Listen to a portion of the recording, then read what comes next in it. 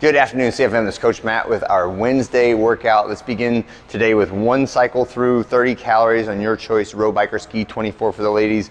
Then get 5 reps of a burpee just to wake everything up. And then that last burpee, finish with a 45-second front plank.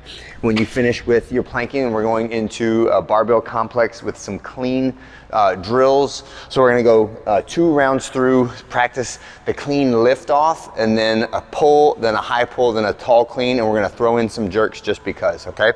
So clean lift off from the shins to the knees. The back angle stays constant.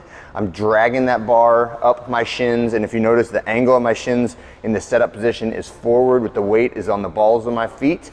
As I pull up to the middle of my shins and through into my knees, the weight distribution goes towards my heels, and I feel a tension building in my hamstrings, right?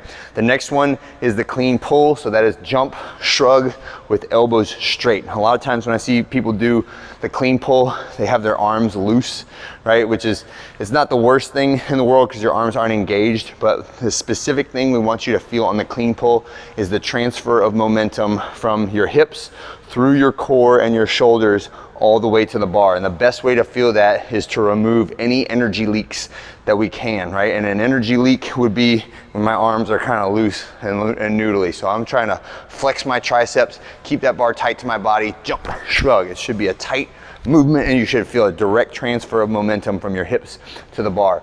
The clean high pull, it asks that at the end of that tense movement, that you allow the bar to follow through and you allow your elbows to bend. You still don't want to be loose and have that bar kind of flowing all over the place, right? You want to keep it tight to your body. You want to control that bar path really vertically if you can, right? But still try to keep those arms tight in the beginning. As you jump, hip extension, then pull to your collarbones and right back down. The last 2 are tall clean, so that's up on the toes, pulling yourselves underneath that bar to practice the transition or the third pull of the clean or the snatch. And then the last one is a jerk, right? So we're just practicing a few jerks, jump, press, and land. And there's really just to round out the complex. And we will be doing some jerks later on in the week, so it's a little preview as well. The next part is going to be a priming exercise, right? So the purpose of the cleans today is not to lift the maximum amount of weight on the cleans.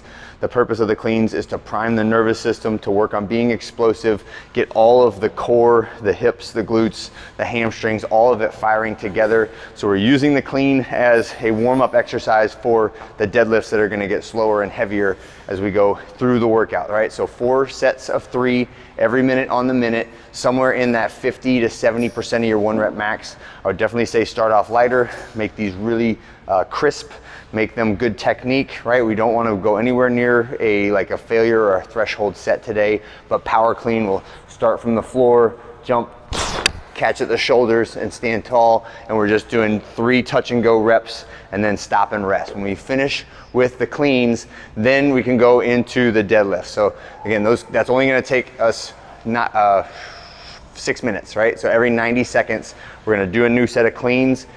So every 90 seconds, I want you to start over. And if you want to go up and weight a little bit, that's fine, but focus on the speed of those lifts as opposed to how much you lift. All right, then we're working on deadlift. So this is 2 weeks left before our deadlift max out. So we're getting to where the volume should be very low and the percentage should be very high. So we're only doing 12 loaded reps today of the deadlift.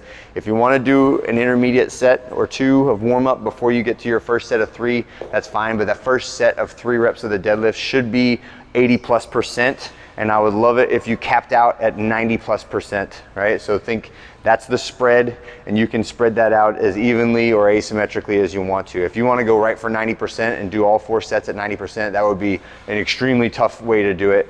I would say start at 80, then do 82, 83, then 85, 86, and then see how you're feeling. Maybe you go 88 on the 4th or 3rd set, and then on the last set, think about 90, 91%. That'd be fantastic, okay?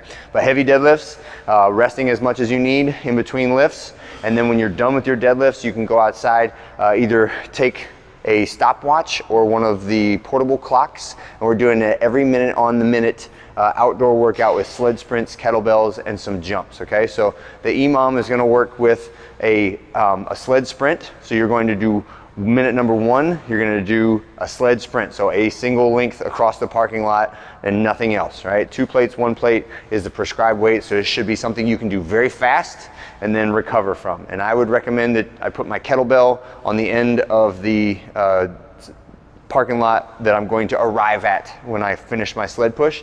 And the next one is 12 reps of a Russian kettlebell swing with a moderate load. So 53-35. So again, we're focusing on that punch of the hips or the snap of the hips where we lock it out quickly as opposed to the heaviest weight that we can lift. So these should be 12 crisp reps of the kettlebell swing.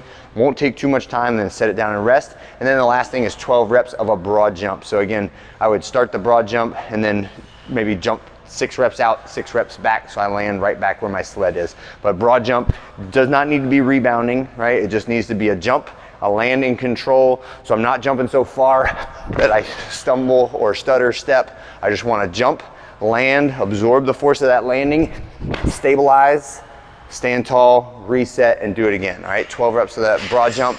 After the 12 reps of the broad jump, you get a further 1 minute rest. So that's that 4th minute. And then on the 5th minute, you start off on the next set. We're doing it 3 times through, or 12 minutes total, 12 4-minute intervals, right? Or sorry, 3 4-minute intervals for 12 minutes, all right? And that's it for today. Have a great one. I'll see you guys on Thursday.